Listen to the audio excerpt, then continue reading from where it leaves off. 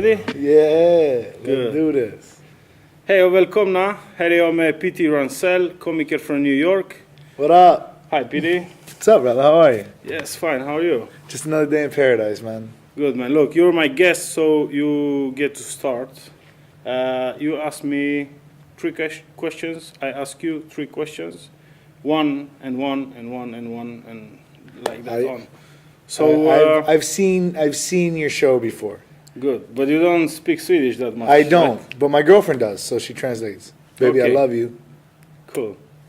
Nice. Hey, girlfriend, and I hope you get well soon. So, what's your first question to me then?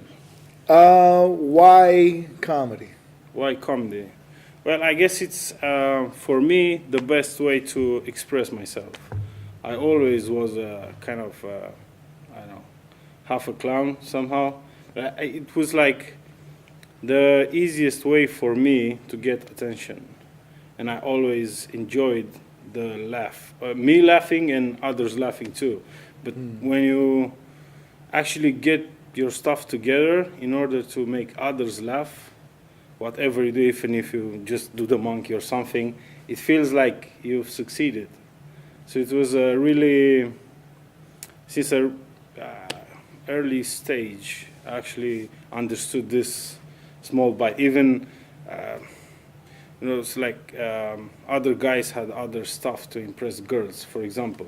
I made them laugh, and that was like even better somehow because, yeah, I don't know. I just felt this works. So I guess you're born with it or not somehow. You can train. I kind of agree with you. I also believe that there's no such thing as an unlearnable trait or talent, because joke structure, anybody could learn. Duck walks into a store, asks for grapes. You know the joke? No. All right. So a duck walks into a store and goes to the store clerk. Hey, you got any grapes? Store clerk says, no, I'm sorry, we don't sell grapes. The duck comes in the next day. Hey, you got any grapes? Store clerk was like, no, I just told you yesterday, we don't sell grapes. The duck comes back again. He goes, hey, you got any grapes? I told you, no grapes. If you come in here asking for grapes again, I'm going to nail your beak to the floor. So the duck leaves, comes back the next day. He goes, hey, you got any nails? He goes, no, why would I have nails? Got any grapes? Okay, yeah. But Yeah, that's you're right, man. basic joke structure. Anyone can learn what like a bait and swap, or what the unexpected, the turnabout, or Yeah, but I mean, yes, I agree with you. But then we come back to, for example, Seinfeld. I know he's the best seller of all times and stuff like that. And yeah, Louis C.K. is also very well known, and he made a lot of money. But that people don't make me laugh. Like, I smile. Sometimes I can laugh, but I never found Seinfeld, for example, funny. Not in my world. In others' world, maybe. I find Seinfeld hilarious as long as his mouth is shut. I never thought about like that.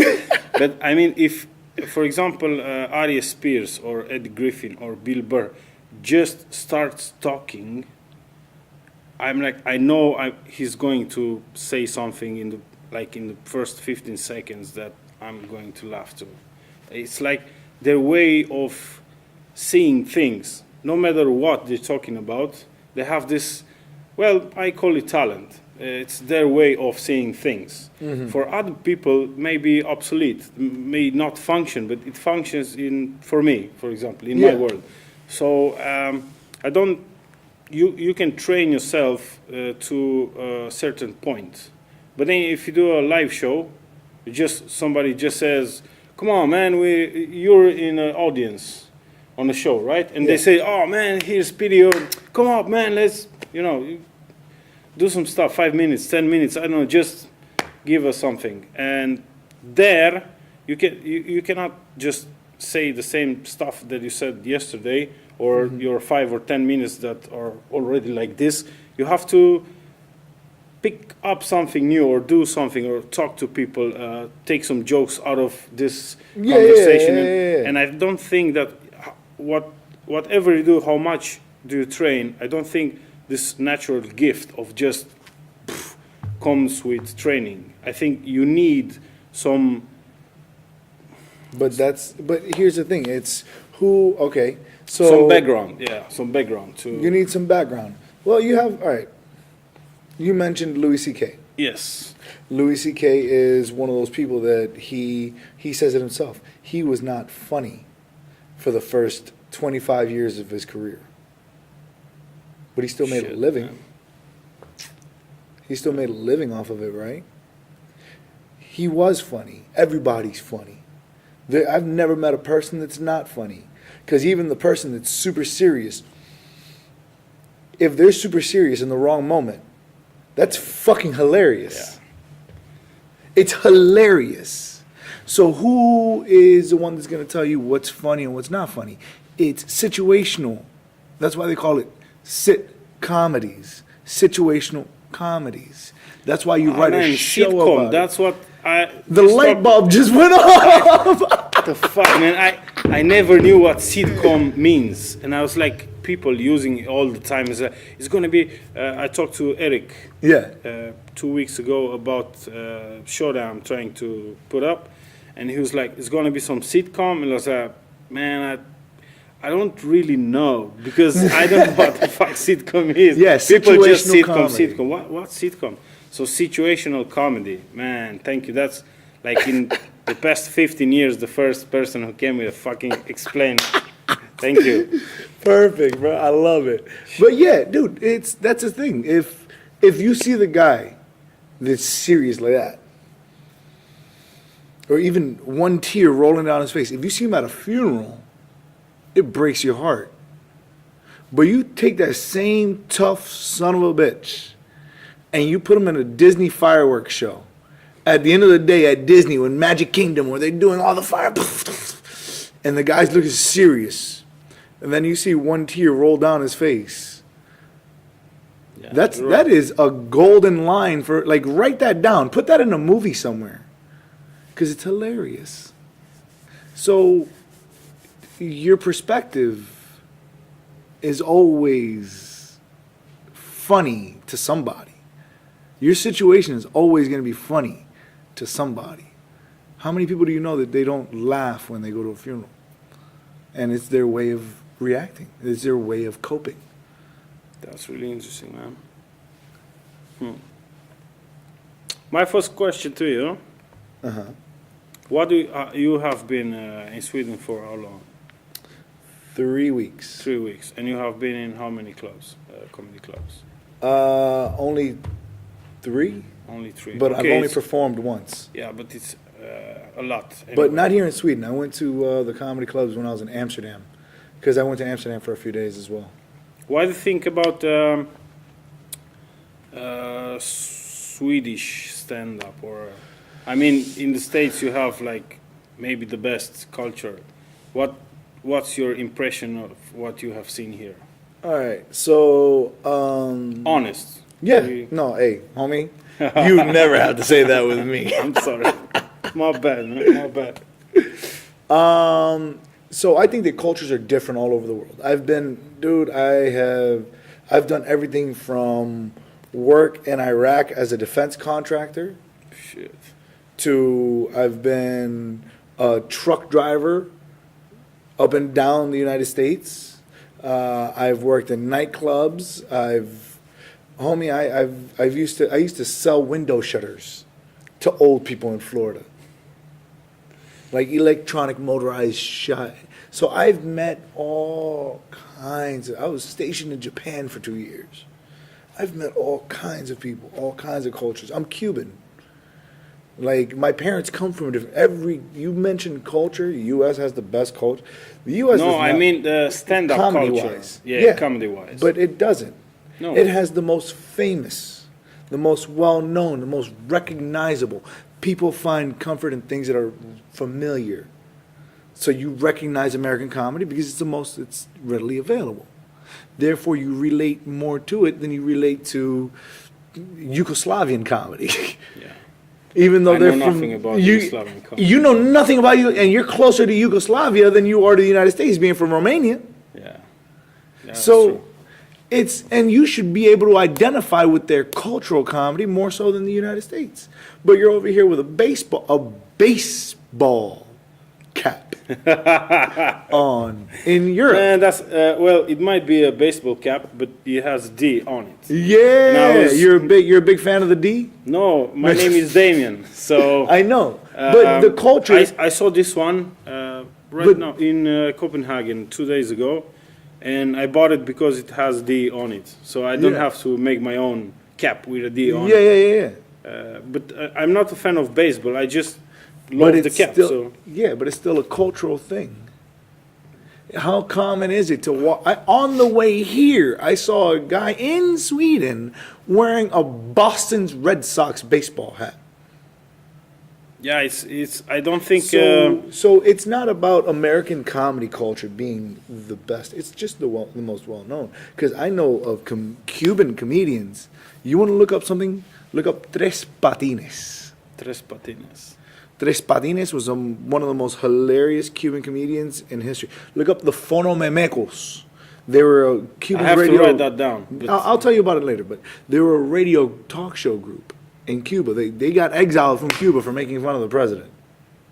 Like that's how good they are. They got under Fidel Castro's I skin. love Spanish humor, man. It's So- really, it's really raw and like just straight Zero ahead. It's fucks given. Yeah, exactly. It's I Zero love fucks it, but given. in Sweden it doesn't work like that. People won't even talk to you Because it's if a you- cultural thing. But here's the thing: how many people resented Andrew Dice Clay?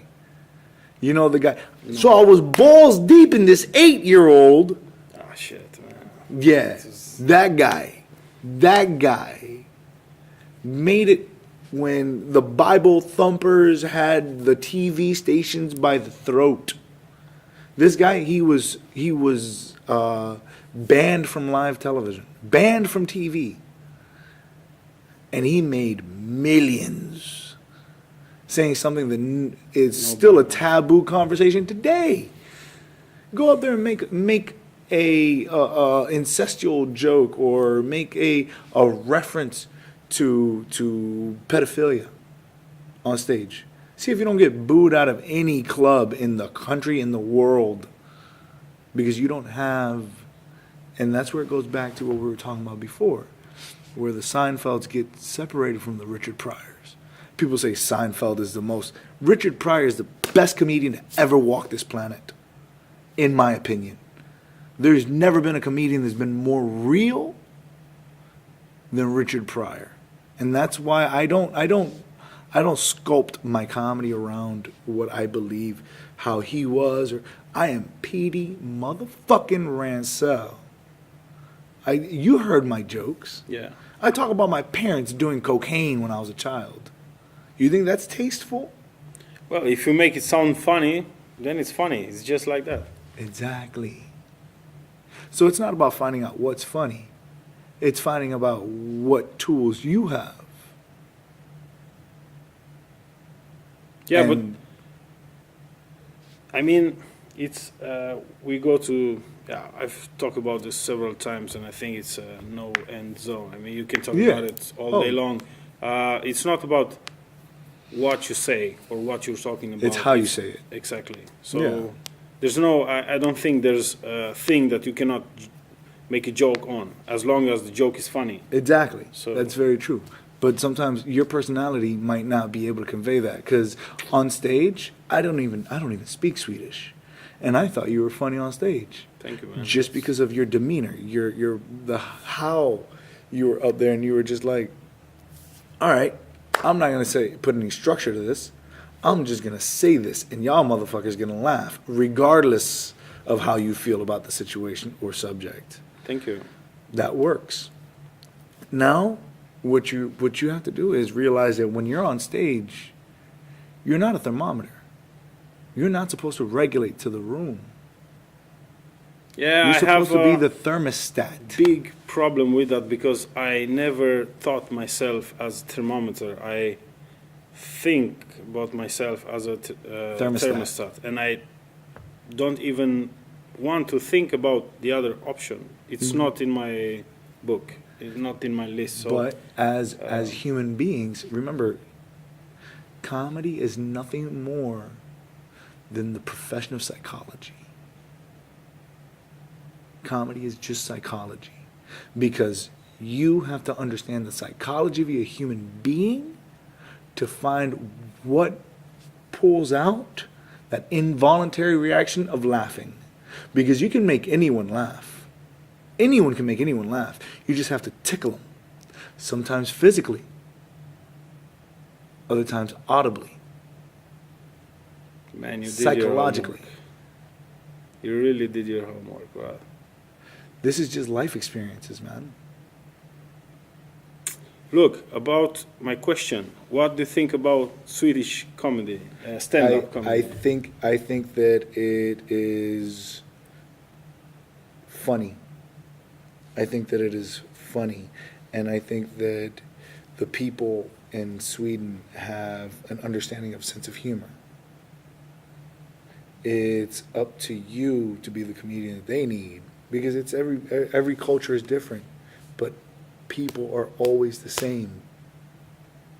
Yeah, people are always people. People are always people. So what do I think about Swedish comedy? It's in Swedish. Yeah, that was a really good answer. Man. And you don't speak Swedish. And I don't speak Swedish. I should have thought about a better question, but your turn then. Your second question.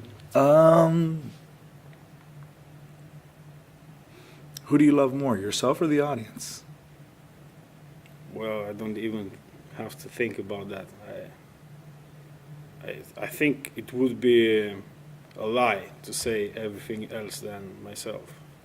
I love other stuff too, but I don't think if you look inside yourself enough, deep enough, you will always find yourself as first. Even people who, like Mother Teresa, who wants to help others, the world, she must have some chip that makes, by helping others, helping herself somehow. So yeah. In the end, I think if you go deep enough, in the end, you're always the first one. It's like, you know, the surviving kit we're born with or something. I really like when people, not when they're thankful, but when my shit works. I get so happy. It's some kind of thing that I never experienced before. It's not even sex can give you that. It's like so fucking awesome. And then when somebody comes and tells you a joke of yours and still laughing about it, it's like it's the main vein. Man. That's really, really good. I mean, it's like, I think that's why I'm still doing it, and I'm still trying to be better. That is the intellectual answer. But I'm talking about when you're on stage, when you're up there, okay, when you're telling your jokes. Who's more important when you're on stage, when you're in that moment, when you're actually in the zone, to where they're laughing and you're telling jokes? Do you feel that there's a difference between them and you? Or do you feel like you're kind of becoming one experience? Well, that's really interesting. I think in the beginning there's two sides. Yeah. And then one side will always dominate after a very short period of time. Mm-hmm. As you said earlier, it's a very psychological stuff. Yeah. And I felt that really really fast in the beginning, that it was many times the decision between a good gig and a bad gig was who gets to dominate the situation. Yeah. So as long as you fix that and you dominate, they just become, everything becomes one. It's like you and them is like you're a family. All of them is like they were your friends, and they just buy your shit because we have already Established. who's the joker and who are the laughers. I mean, who's joking and and I think, yeah, when you're done, if you did your job right, it's like family. Of course. Even though it's people you never met earlier in your life, but it gets that close because like it's very personal, very intimate. It's something you share with people, stuff that you don't share with your friends. Yeah. I mean, it's like really intel stuff. Yeah, it's intense. It's deep. And that's why I asked you that question, because it boils down to you're always going to find yourself where it's like, oh, I'm going to go out there and I'm going to talk to these people and I'm going to get on stage and they're going to listen to me. But when you get there and if you really start getting into your zone where you feel like you're just talking to yourself and you hear them laughing as if it's the voice inside of your head, that's the sweet zone for me. That's when I don't feel like there's an audience. I feel like there's just an experience. And I mean, granted, I smoke a lot of weed. Man, that was my next question. Do you smoke a lot? A lot of weed. I smoke a lot of weed. But the reason, all right, so I am a medical marijuana patient in the state of New York, one of the very few. One of the very, very few. I do have PTSD. I got blown up in Fallujah. Like, I have some screws that got knocked fucking loose up here. So I need to smoke weed. And sometimes.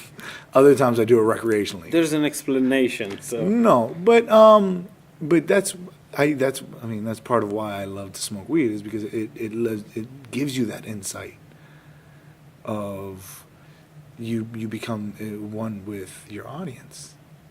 You really do. You really, really do. I don't know about you. I don't know about any other comedians. I've never been inside of any other comedian's heads, but I know for me that when I'm up there and I'm killing, and these people are laughing, this and that, I don't even feel like I'm at a show. I don't feel like there's a stage and a microphone. Like when I get away from my jokes and I start talking with the people, and everything that I'm saying is just, and there's no jokes to it, and I'm just running. There's no feeling like it in the world. It feels like I am all of those people at once. That's some deep shit. Maybe weed helps a little bit. I don't know. I know what you're talking about. I have an idea about it. I love improving. You know, like just go on stage and start talking. Yeah. And sometimes it gets really, really well and feels like so fucking great because I know that came out of nowhere. Exactly. That's but try to force that. Try to force that. See what happens. It goes to hell, man.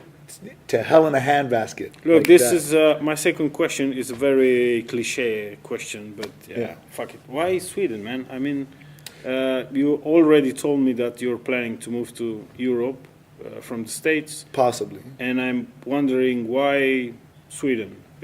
Because my girlfriend is here. Like, this is where she's from. And like I said before, people love familiarity. This is somewhere where I would be able, I came here with, I mean, I'm living in a town, in an apartment. I'm experiencing actual local culture. And people here are really nice. I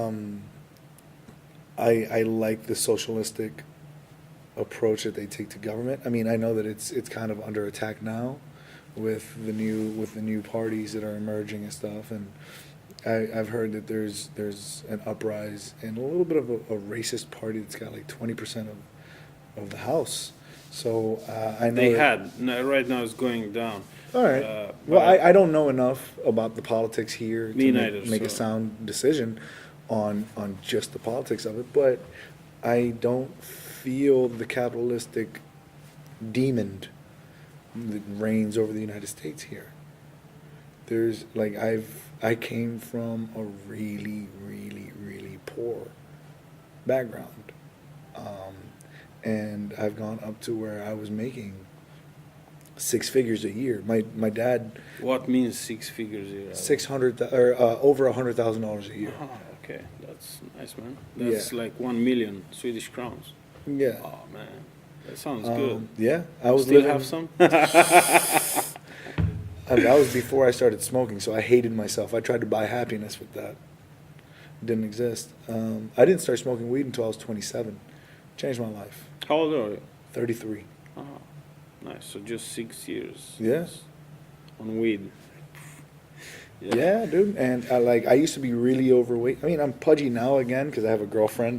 That's what happens. I know. But, dude, I got up to 265 pounds, which is about 100, half of it in kilos, right? a little bit more, or a little bit less than half of it. So, yeah, almost 100 and, 120, 125 Shit, that's kilos. a lot, man. It's a lot of weight. I hated myself. I started smoking weed, and within a year, I was down. I just have to check the time. 53. Well, I think we have like 5 more minutes or something. I'm not so sure. I have to check this one. It's we have like 3 minutes left, man. We have to do All right. it quick. Okay. So next question. My next question. Do you think that there's a fast route to the top? No, No. you cannot oblige people to like you, and if you produce yourself to a certain level that they are obliged, they won't like you. Mm-hmm. So I think you can have a lot of help with money and right marketing and stuff, but that puts you in the right spot, Mm-hmm. but will never put you in the heart of people. So Yeah. that's my answer. All right. My last question to you: Yes. what's the one thing you think you could be better at as a comedian? What's your weakness? My weakness is in forcing myself the discipline to sit down and write. That is the hardest thing for me.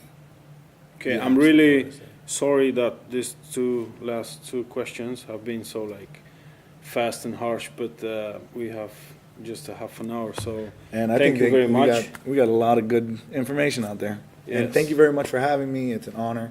Follow me at Petey Rancel on Facebook or on Instagram. I'm the only one in the world. You can even research that, bitches. Check me out, Petey Rancel. Tack så mycket och hej då! Tack så mycket.